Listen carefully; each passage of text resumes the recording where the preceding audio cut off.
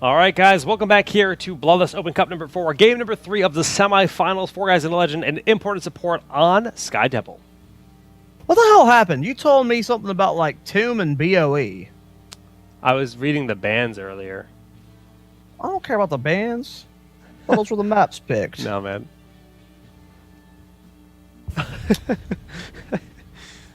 None of the maps you told me got picked. What the hell? Yeah, they were the bans. You didn't say that when you talked about them earlier. You're just like reading off maps. I'm like, oh, cool. I thought I said these are the map bans, and I just started. I mean, you probably did. I probably wasn't listening. Sounds about right. Yeah, Sky Yeah. Temple, guys, for game number 3.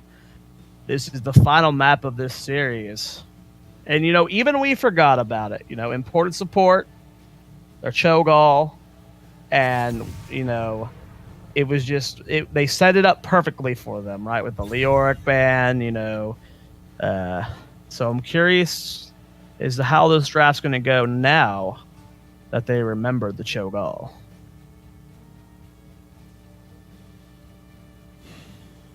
Yeah, I don't know. I don't know how much it changes. Like, and Cho'Gall isn't really as much of a threat on this map, so I don't know if they have to worry about it too much. Just because since Sky Temple's so obscenely large and tall, Well, from my perspective, 4 guys and a legend are the better team. Mechanically and decision-making overall. They just seem like the better team. But they lost that game because it was important support with Cho'Gall. So as long as they take away, like, one of their great strengths, and also, like, Cho'Gall's just hard to play around in general. It doesn't matter to the team. I feel like if they just take that away, it just makes it easier for them. Oh, we get a Genji today. Yeah, finally. He made it through. Oni Genji. I own Genji too.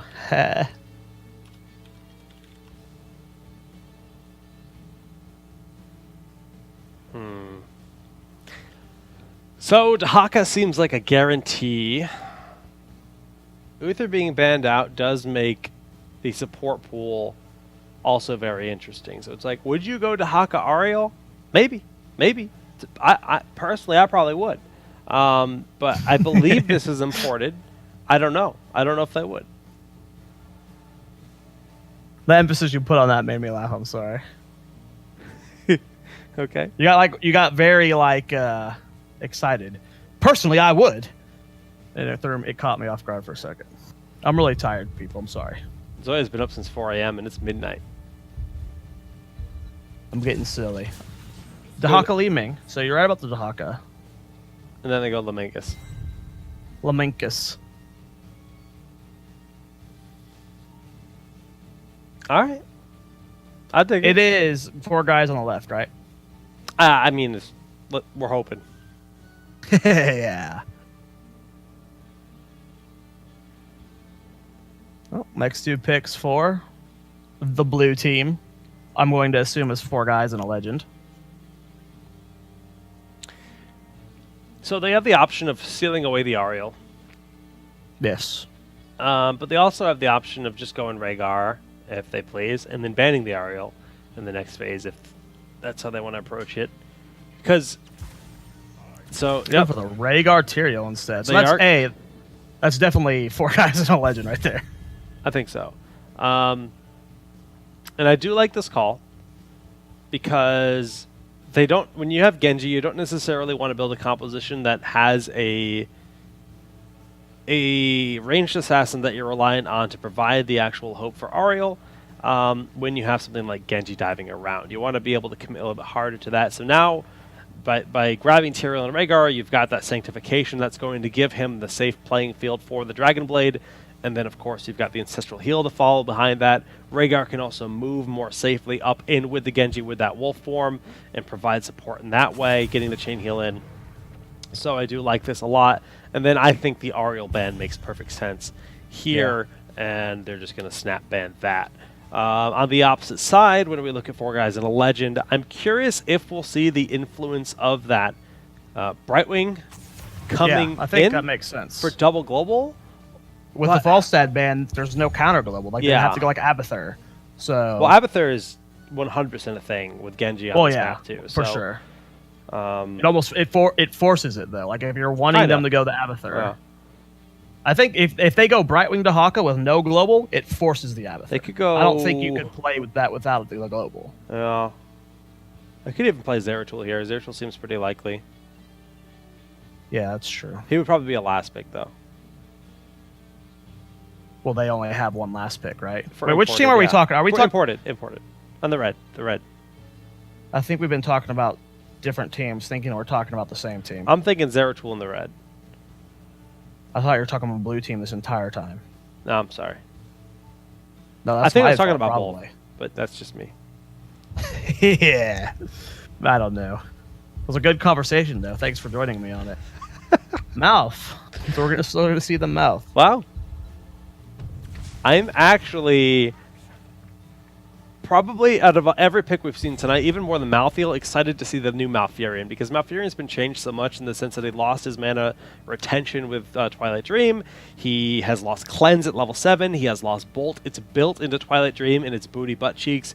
And he actually has a really impactful questing talent level 4. The Trent build is actually very scary. So will it be a full-on Moonfire style Malfurion? Will it be a weird like Life Seed root? I don't know what to expect. I really don't, and I'm excited for it.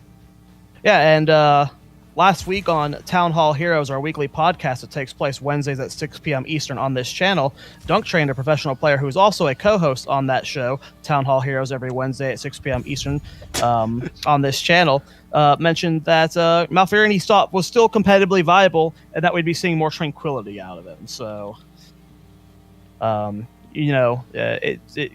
Malfurion's not necessarily booty butt cheeks now, just not god tier like before. And I'm sure we'll talk about Malfurion more tomorrow on Town Hall Heroes, our podcast that we do every Wednesday at 6 p.m. Eastern on this channel. Plugs. I like it, Zoya. Gotcha, dog. Last pick coming out here. So there's the Diva again. This is such a 4 guys in a legend draft.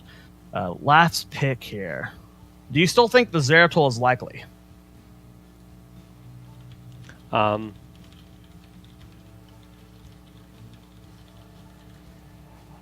Not as much, but it's still very possible.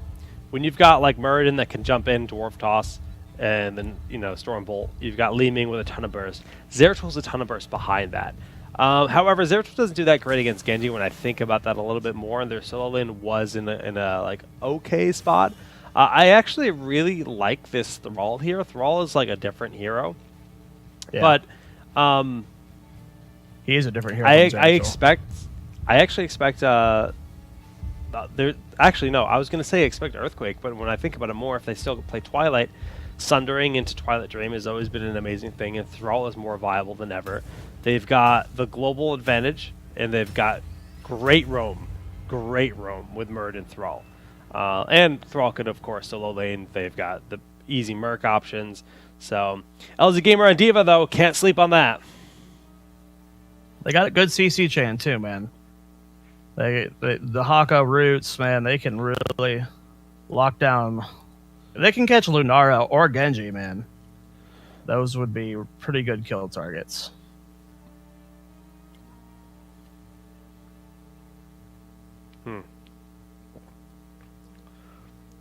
Well, it all comes down to this. The winner will face Buttered Toast when this game concludes.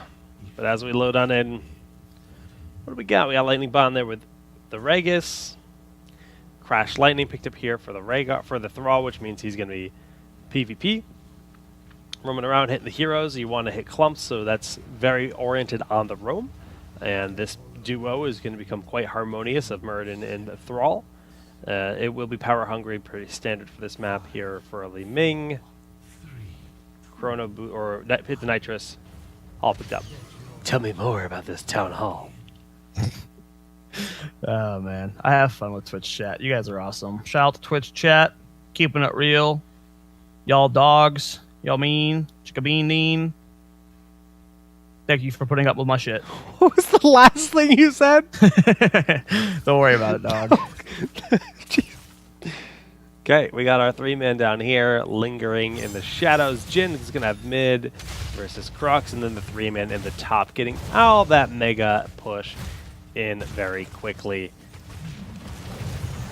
You can look at this a few different ways. You can say, oh, well, pushing the top lane is more valuable because if you control the top shrine for the first shrine phase, then you get a top 4, and that XP swing can give you options to invade a mercenary camp. It can give you options to look for more team fights, whatever. But it typically doesn't end up... Swabby's Magoo got so low there. Yeah, man, that trait value coming through. Just in time. That was really close. So far, I mean, it's pretty obvious who wins this race. Like, the Thrall-leaming Malfurion wins this race 100 times out of 100, right? And it's very clear the advantage they just had. Shrines are spotting. Dahaka, again, going to be showing his global presence here. You know, and the fact that Dahaka's laning versus LZ is even more powerful, because not only does he have the global in the bottom lane, but it's one of the slowest characters when it comes to travel in the game.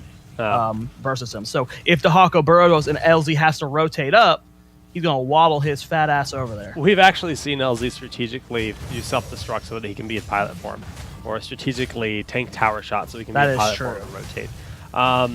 Ignition versus Jin. So you got to remember the heal on Malfurion is weaker than it used to be.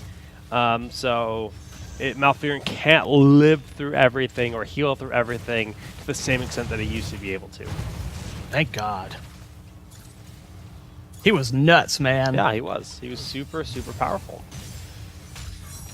I'm glad they changed him up, but I'm glad it wasn't overkill. You know, like people have been saying, he's not God tier anymore, but still got a place, and places are great. So yeah, 2017. Good bullying from Lunara, forcing the Aware out of there, and Picante goes for the kill, but does not secure it. Just well, they're gonna force them off this shrine, and Swab's got them fat trait heals. The Aware flanking in. Elheim is the target. The wolf on wolf action. Oh God, it's beautiful. I love nature in its finest. The battle of the pride, or the pack, not the pride. They're not lions, they're wolves. And it's going to be specialty finishing up that top 4. Bottom already very exposed. Now it's Merc time. Hooray. Hooray! So slight experience lead here for imported support as I do secure that first fort. But they have 2 forts exposed right now, top and bottom. So that option does open up later for guys in Legend to catch up. But they're not too far down, about a third of a level advantage right now for imported, and they do end up start taking those level 7 talents. Malf not choosing his quite yet. Easy peasy kill the Reezy. To Thrall as he gets caught out in the mid. Level 7 advantage picked up. Losing that hero means very safe to go grab some mercenary camps. You're going to be caught up in XP, and you pretty much have all the freedom in the world because you're not worried about being invaded on yourself. So that signals the Snap Merc can't pick up here, but we're going to see that in response anyways on the opposite side. Just trying to get that nice timing before the bottom shrine does spawn here on the map. Let's see here how these rotations are going to happen. Normally you would have seen Dahaka rotate up for that global pressure on top, because you know the bottom shrine is going to be the one that's up. He's just going to burrow now, so they're not going to... With that burrow, they know that... Wow, Swabs and Goose are just going to take some pretty damage there from Lunara. They know that there's no threat to the bottom from the Dahaka for quite a while, because he ain't going to burrow up here. But Jin going to take a lot of damage here. Slice Blade's going for a slow rotate here. Nice invade onto the Giants here from Imported. Right now, Imported shot calling has been pretty solid overall. Oh, the roots were there for LZ, who popped out of the mech, but he is going to get popped. Yeah. Noodle Diva can't get back into her mech until that first mech explodes, so good call from Imported to just blow that up. It's one of her weaknesses. If you can catch Diva out of position and force her to use her mech in a way she doesn't want to, you just slap the noodle down. So the Malfurion, versus Diva is actually, you think about roots, and like he was able to just stop the mech and its boost for that self-destruct. in its tracks, which is really interesting. I probably like the only. I mean, you could throw Lunar Flare at it, right? But roots are going to be infinitely more effective, consistent, and have that Lunar Flare. I'm just saying it, like range skill shot stuns that could stop a moving target like that. But roots actually persist after she pops out of the mech and then root her again. So that's pretty crazy. We've seen Twilight Dream again, and if you watch any of the mid-season Brawl, catching a Genji out with a Twilight Dream where he can't dash out for 3 seconds, and you followed up with a Murden stun, Dahaka tongue, Thrall roots, mouth roots, whatever. Genji's dead. Genji's dead. 100 times out of 100. And Maelstrom Weapon was picked up here, which is actually quite surprising. It's a talent Slice does dodge the Wolf. They're going over the wall for him. He's trying to get away, and he will. Good jukes coming out from Slice. Oh, Picante pops his ultimate, actually. Not getting the best value out of it right now. Sundering. Gets a good Sundering. Oh, my God, the Twilight was actually blocked by the Sanctification. That was huge. I don't think it matters, though. I mean, it made 1 death instead of 3. Right. That's Twilight would have been monstrous. That was definitely 3 deaths for sure. That Sank was muddy. D.Va didn't even pick up an ult yet. Who didn't? D.Va. There's no way he's going Bunny Hop, right? Like, that's just some meme shit. I don't know. I think Bunny Hop's pretty good. Whoa! Wow. Noodles! Noodles, man. They're getting, he just didn't pick his ult yet. He hadn't needed it yet, so I guess he didn't prioritize it. I don't know. He's got it though, Big Shat. All right, we got a double shrine spawning. D.Va's just about to spawn. Dahaka's top, able to burrow down to his team. 2-level lead for his team, or 1-level lead right now, level and a half. But they're getting close to 13. And that's going to give them the flexibility to invade as they please. Dahaka's soaking top, actually sitting on the top shrine right now, and could easily just step into that lane and soak the experience if he so pleases. This wave of minions is enough for level 13. It'll be picked up any moment now, and that basically forces a defensive posture here out of 4 guys in a legend. Yeah. Level 13 forces them to back up. LZ is able to stay on the point just a little bit longer. But the threat of the burrow in 13 versus 11 is enough to make them back off. The Dahaka doesn't even have to show, even make a noise, right? It just forces them out, and that gets them both of these shrines. They got keep damage top, Jake. All 3 force are down. They're getting keep damage bottom now. Imported has been, this draft is really punishing LZ Gamer right now. He needs to adjust how he plays this D.Va, because usually it's very not suicidal, but suicidal for the he's using Hit the Nitrous as like a skill shot. So he's charging in with his Q to get the added damage from that. And every time he does that, he's just getting CC'd. Like there's just roots up the wazoo. And yeah, he's got to adjust. He's got to rethink how he wants to play the D.Va, because it's getting shut down pretty hard. 4 siege giants here in the bottom lane, trying to put that pressure on. Dahaka doesn't have a super good burrow position. He can come back this LZ flank. He's got the bomb. He's going to throw it in. Oh, but he might have thrown it a little bit too far. There's the Sanctification. Wow. Valkyrian's going to be just fine there. Twilight Dream secures the kill onto D.Va. Elohim getting very low. He's going to fall next. Tyrell tries to go for FC Ignition, and he is going to get him a 3-for-1 exchange right now. Picante trying to get away right now, but I don't think he's going to. Nice dodge on the root. Crux gets the kill, though. Wow. Nice.